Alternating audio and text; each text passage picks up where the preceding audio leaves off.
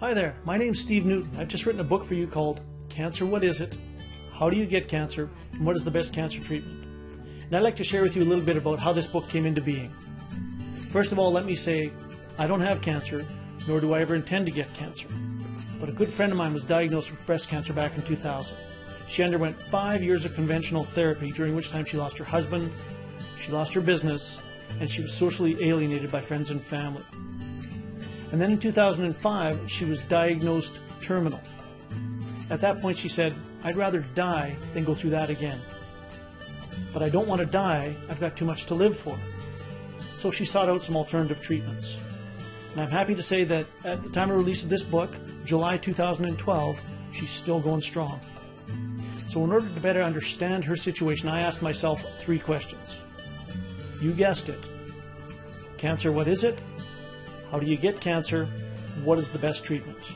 And I'd like to share with you a little bit about what I've learned that could save your life or possibly the life of someone you love.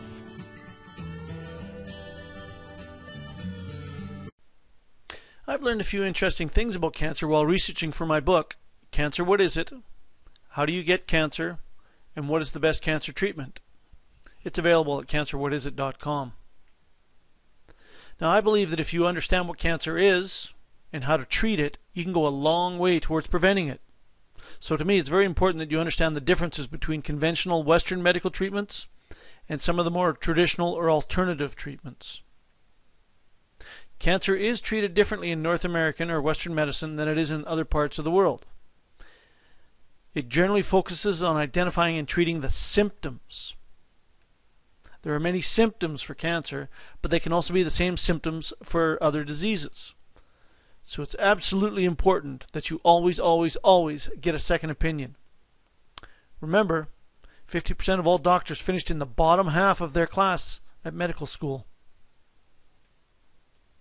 The North American solution, you got a problem, you take a pill. Now that's a bit simplified. But generally they prescribe some form or combination of chemotherapy, radiation, or surgery.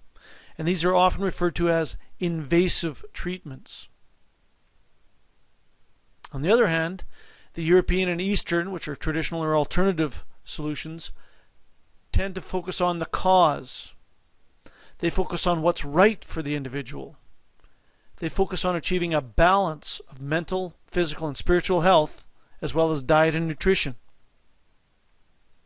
Fortunately, the one thing that both approaches do agree on is the importance of nutrition and the health of the immune system. What I've learned from writing this book has given me some good insights into my own cancer prevention. I am now making informed decisions about things I can control in my life that can contribute to cancer. I've made a few changes in my life without sacrificing a whole lot.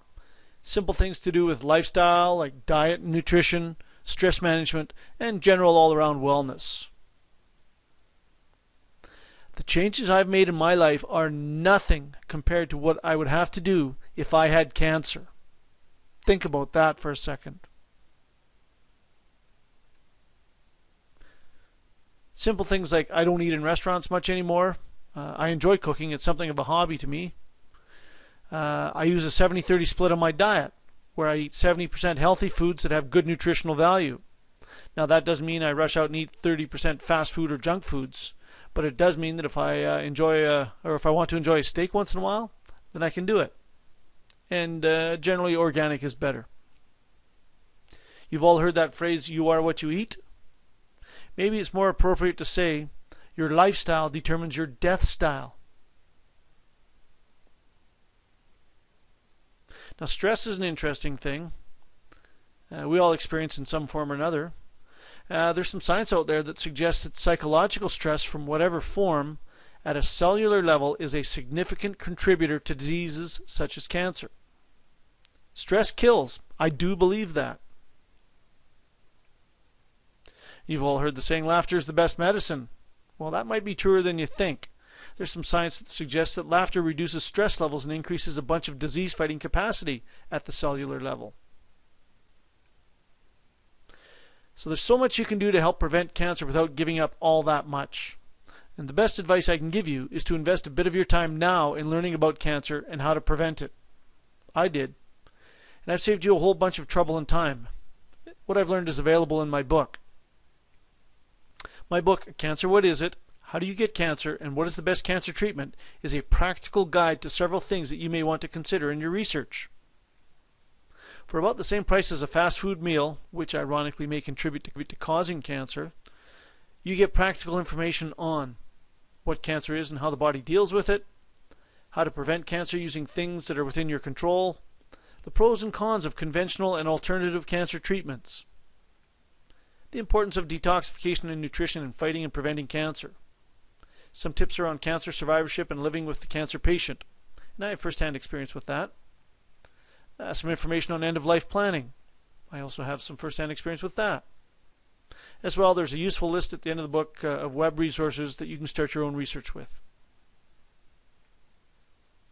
So what if just one thing in this book leads you to discover something that could save your life or the life of someone you love?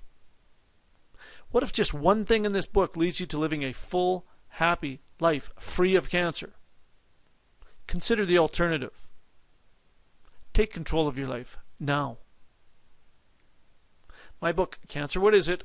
How Do You Get Cancer, and What is the Best Cancer Treatment, is available at cancerwhatisit.com. Thank you.